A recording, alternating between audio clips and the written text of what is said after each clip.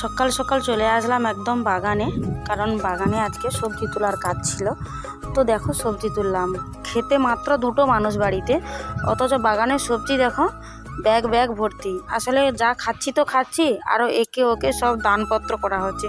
কি করব, ঈশ্বর দিয়েছে মানে সবজি হোক, মানে এটাকে এক ধরনের মা লক্ষ্মী বলা যায়।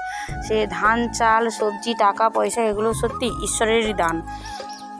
কত মানুষ চেয়েও পায় না, আর কত মানুষ পেয়েও অবহেলা করে, জাস্ট এরকমই।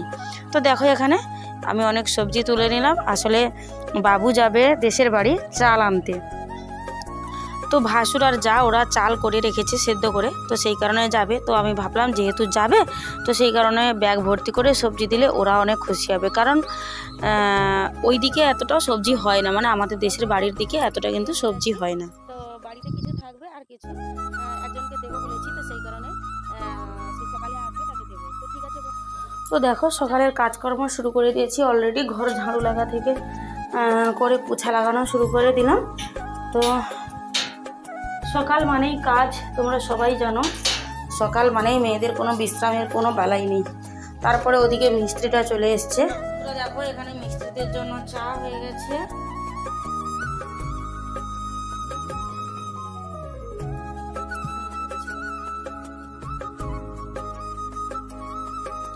তো এই সাইডে দেখো আবার কত টমেটো হয়েছে, তো আমাদের বাগানেরই টমেটো, তো অনেক টমেটো গাছে ফলে আছে। তো সেই কারণে ভাবলাম যে বেশ কয়েকটা টমেটো তুলে নিই, আর পেকে গেছে, না যদি তুলি তাহলে নষ্ট হয়ে যাবে।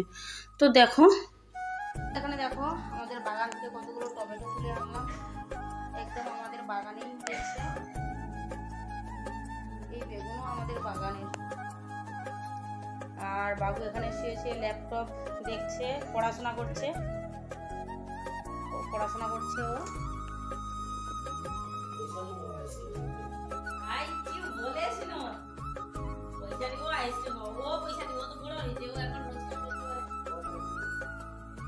হ্যালো ফ্রেন্ডস, গুড মর্নিং সবাইকে। কেমন আছো তোমরা?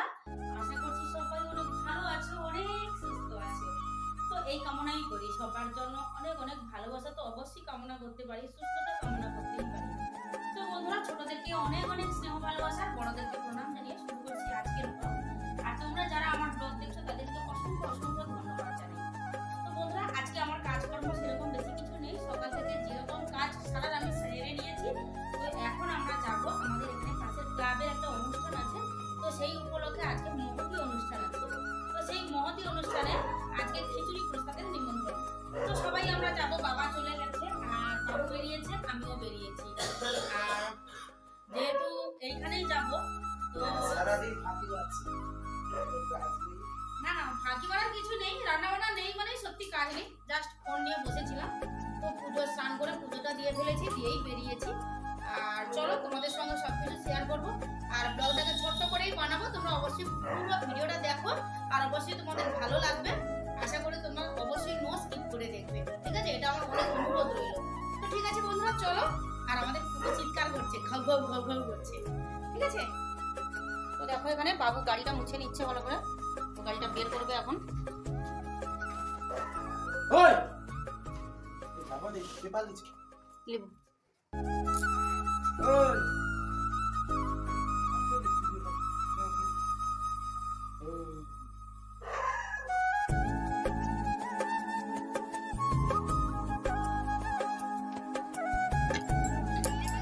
তো বন্ধুরা দেখো এখানে চলে আসলাম খাওয়া দাওয়ার অনুষ্ঠান। এখানে বড় কালী মায়ের পুজো, মানে বড় মায়েরই পুজো, তো বেশ কয়েকদিন ধরে হচ্ছে অনুষ্ঠান। আর আজকে লাস্ট দিন, তো সেই কারণে আজকে মহাপ্রসাদ মানে ভোগের আয়োজন করা হয়েছে পুরো গ্রামবাসীর উদ্দেশ্যে। তো দেখো এখানে অনেকেই চলে এসছে, আর মা ছেলে চলে আসলাম, এসে খাওয়া দাওয়ার ব্যবস্থা, তো খিচুড়ি প্রসাদ। তো সেই কারণে ভাবলাম যে কেন মিস করব, চলে যাই।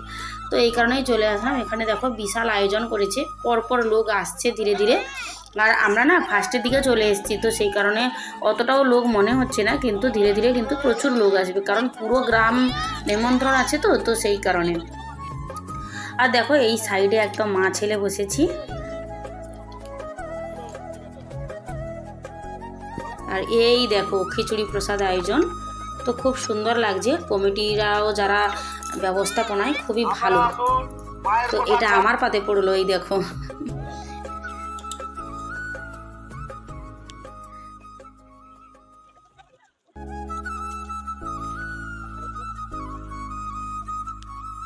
দেখো বাবু ভেতরে ঢুকে গেছে আর চলে এসেছি, খুব ভালো হয়েছে।